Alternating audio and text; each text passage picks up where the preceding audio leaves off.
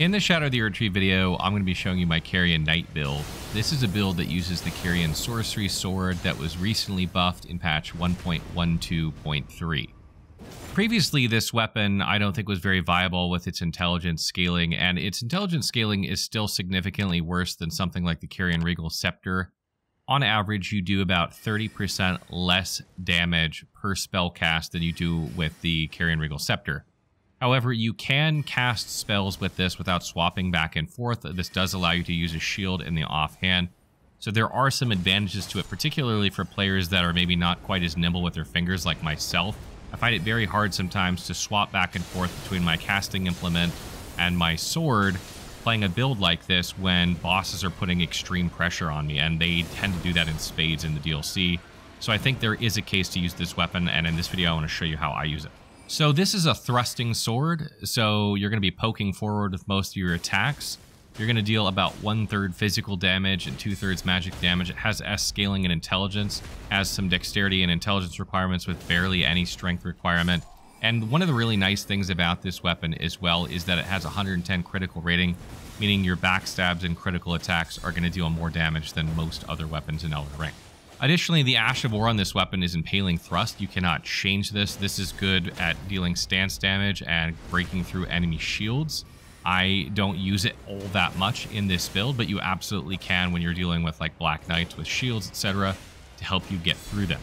So because this weapon has pretty decent critical rating, I decided to go with a stance break focused build and be able to take advantage of that critical rating to get a lot of damage when you go in for critical attacks.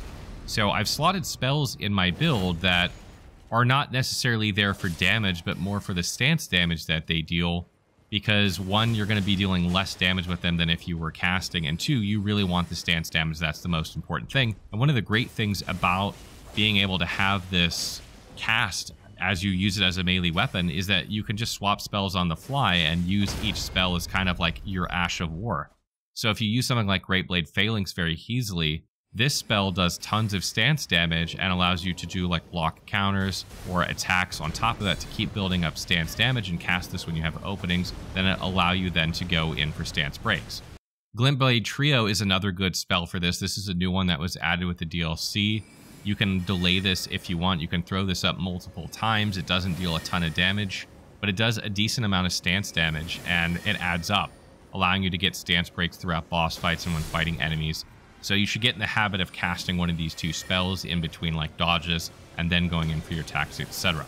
Now I've paired this with the Wolf Crest shield. I really like this shield. It has very low strength requirements, has really good guard boost at 66. I have put Carian Retaliation on it, and what this is going to allow us to do is it's going to allow us to either block counter to get more stance damage or to parry attacks and then get critical attacks off that. So either one of those is viable in this build, and you should probably determine what you want to do based on the enemy that you're facing. For instance, if you're fighting Rellana, you can absolutely block counter if you want, but there are opportunities that are pretty easy to read, in my opinion, for parries as well. So you can kind of mix it up depending on what enemy you're fighting, and it just works out really well. And in addition to that, you can parry spells, right? Like you grab them and then you have magic going back at the enemy, dealing damage and also more stance damage. So it all kind of works in tandem there to get more and more stance damage so you can go in for those critical attacks. So for spells, too, that I mentioned already, I have Great Blade Phalanx and Glint Blade Trio. These are predominantly for stance breaks. They are not there for their damage. You're going to throw them up preemptively in between attacks. And I tend to favor Great Blade Phalanx, but Glint Blade Trio is also pretty good, and you can stack these up. So you'll definitely want both of these.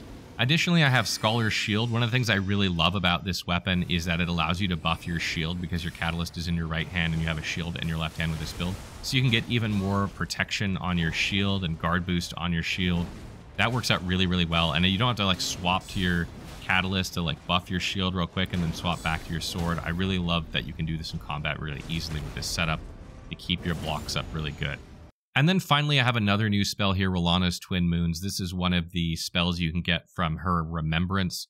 I really, really like this spell. It's very hard to pull off because it doesn't have hyper armor, so you can get staggered out of it quite easily. But what I have found is that there are certain bosses, like big bosses, that when they go down for staggers, you can throw this down and deal a lot of damage to them.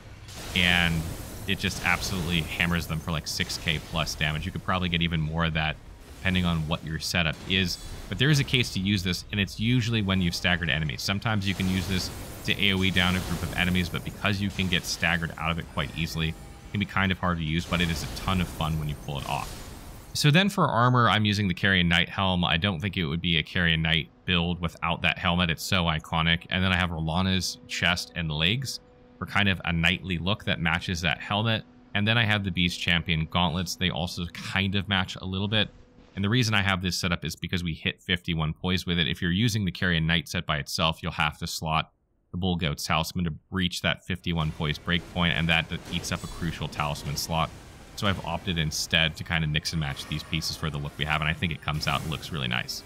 So talismans for this build, I have Magic Scorpion Charm because we deal a lot of magic with our damage with our weapon, and all the spells I'm using deal magic damage, so this is a no-brainer. You'll take more damage. I think it's a good trade-off for this build. I also have the Blade of Mercy because this increases your attack power for a good amount of time after you do a critical strike. And since we're going for stance breaks, you're getting a lot of critical strikes, or if you're going for parries, you're getting a lot of critical strikes. That allows you to have very good damage for a good amount of time after you do that. So if you kill an enemy with a critical strike, you can have increased damage on the next enemy that you face, and so on and so on. And it'll also boost your damage during boss fights if you do critical strikes as well. So that's very helpful as well. And then when I'm out on the landscape, I also have Crusade Insignia for giving me increased damage when I defeat an enemy for a bit of time. This is nice when paired with the Blade of Mercy because these will stack together to give you even more attack power, and this will make your spells stronger as well.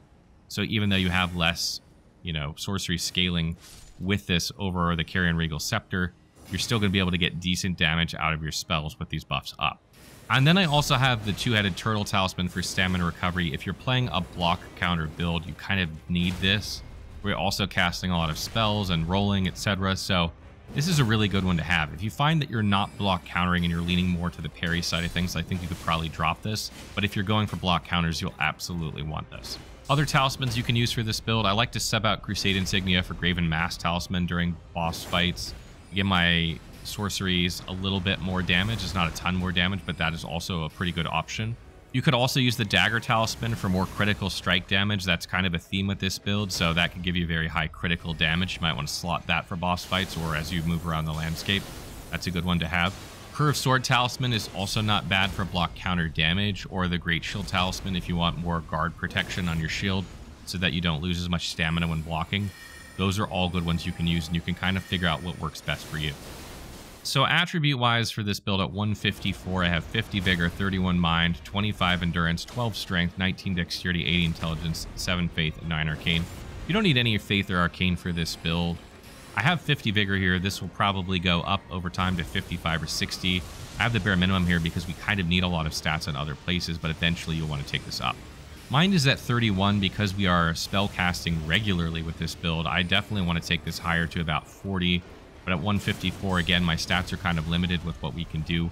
So definitely consider taking this up to 40 later on and allow you to cast more casts of spells without having to pot, which will make boss fights easier and just certain stretches of the game easier. So definitely want to take that up to 40.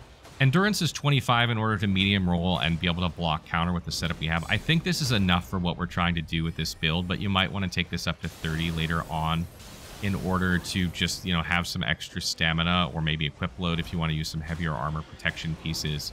But you don't really need to go higher on endurance, I don't think.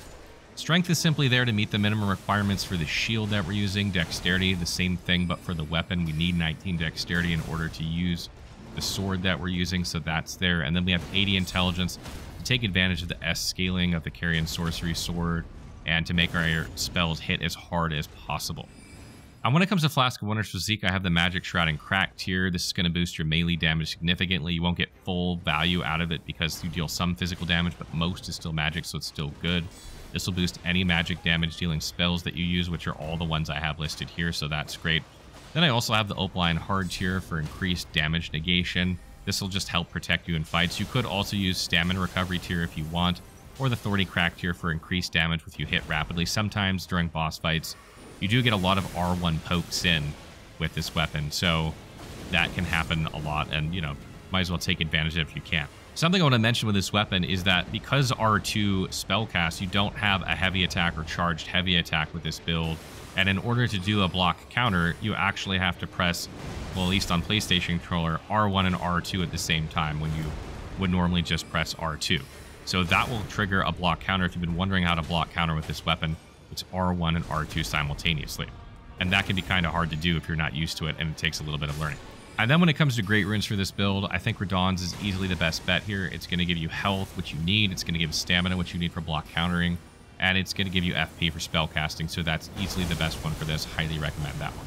So that wraps up the Carian Knight build. I really like this weapon a lot. I am a player that sometimes fumbles with weapon swaps in boss fights, particularly when they're overly aggressive. And if you're like me, you might really like this weapon if you like to play hybrid builds that can melee and cast, because it allows you to do that without a lot of the fumbling around. So that's really nice. I recognize it doesn't have the spellcasting prowess of the Carian Regal Scepter, and it's never going to replace like a pure mage build, but it is fun for a hybrid build, particularly, again, if you struggle with weapon swaps, etc. As always, if you have other tips or comments, please leave them in the comments below, and I will try and get back to them as soon as I can.